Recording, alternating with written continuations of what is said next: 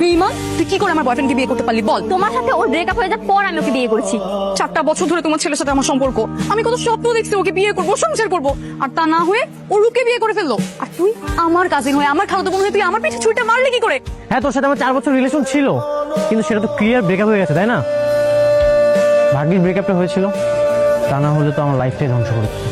আমি জানতাম আপনি আপনার ভুল একদিন ঠিকই বুঝতে পারবেন, আর আপুর সাথে ব্রেকআপ করে আমাকে বিয়ে করবেন। বের হ! কি ব্যাপার? নিশ্চয়ই ঐশী আপু। দরজা খুল, ভিতর ডিম একটা, দরজা খুল বলতেছি। তোর লেজ গজাই গেছে তাই না? তোর তো বিয়ে হয়ে গেছে, কবলও হয়ে গেছে।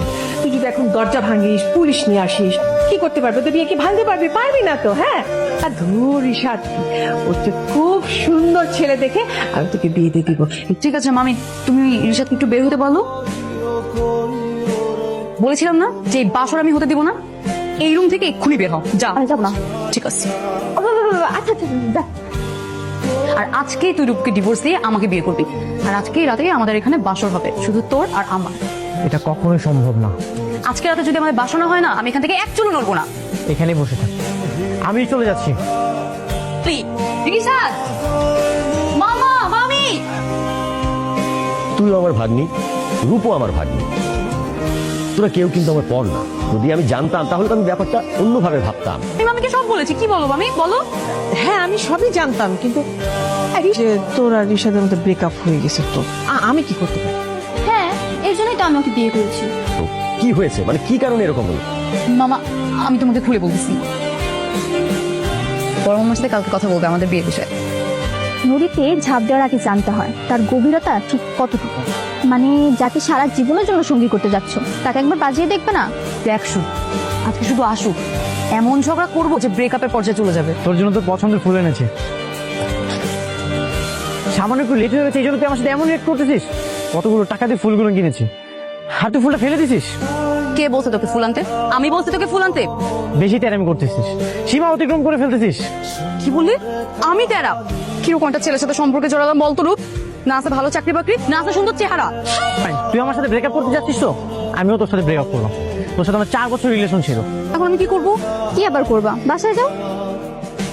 শুনলে সবাই যে আমাকে আড়াল করে রূপ কিভাবে গেমটা খেলে নিল?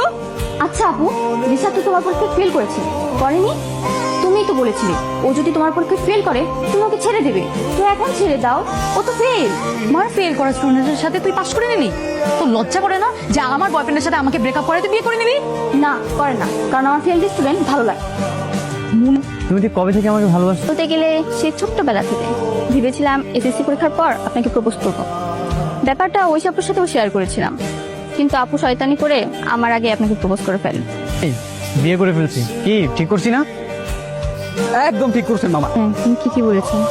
সম্মানিত এলাকাবাসী, এই দেখুন, এই যে ভদ্রলোক আর ভদ্র মহিলাকে দেখতে পাচ্ছেন, তারা পরকীয়া করছে। আপনার আমাকে কষ্ট দিয়ে আমার চোখের সামনে আমার খালাতো বোনের সাথে তুই সুখে সংসার করবি, আর আমি এটা চেয়ে চেয়ে দেখবো? তোর লাইফে 12টা না বাজে আমি কোথাও যাবো না। তোর কোথাও যেতে হবে না, আমিই চলে যাচ্ছি।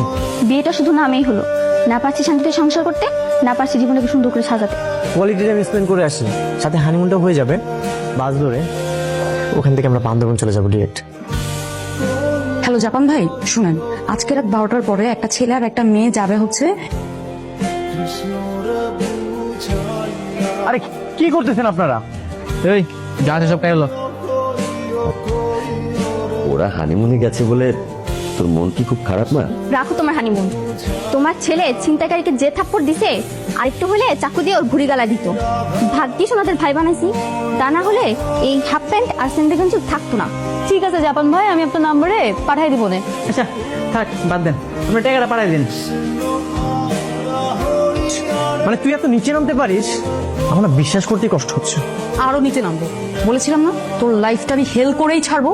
সেদিন যখন তুমি আমার সাথে ব্রেকআপ করলে, আমি খুব সহজেই ব্রেকআপ করে ফেলেছিলাম, সবকিছু মেনে নিয়েছিলাম। আর ঠিক তারপরে রূপকে আমি বিয়েটা করে ফেলি। কি? আমার মধ্যে ভালোবাসা নেই? কোনো ভালোবাসা নেই। যদি ভালোবাসা থাকতো তাহলে একটা ভালোবাসা মানুষের সাথে কেউ কখনো এই কাজটা করতে পারতো না। কত হ্যান্ডসাম। তাহলে পাকা কথা বলি, ঠিক আছে, মোস্ট হ্যান্ডসাম বয় আমার ফিয়ন্সে। কি হিংসা হচ্ছে? জ্বলন হচ্ছে না? শুন, চলে পুরো ভিতরটা ছাড়খাড় হয়ে গেল না, তোরা দুইটা আমার বিয়েতে আসবি না, ঠিক আছে? ঠিক আছে, দে দে ছবিগুলো দে, আমার বিয়ের প্রস্তুতি নিতে হবে না? অবশেষে আপুরটা বিদায় হয়েছে। আপুর হাসি মুখটা দেখে নিজেকে এখন একটু কম অপরাধী মনে হচ্ছে। ভাবছে আমি বুঝি হাসি মুখে চলে যাচ্ছি। এই মুখের হাসিটা শুধুমাত্র তোমাদের জন্য। লোক দেখ, ভুলটা আসলে আমারই ছিল। ভেবেছিলাম জোর করে ভালোবাসলে একদিন না একদিন ভালোবাসা ফিরেই আসবে। এই পৃথিবীতে সবচেয়ে বেশি কষ্টের জায়গাটা হলো একতরফা ভালোবাসা।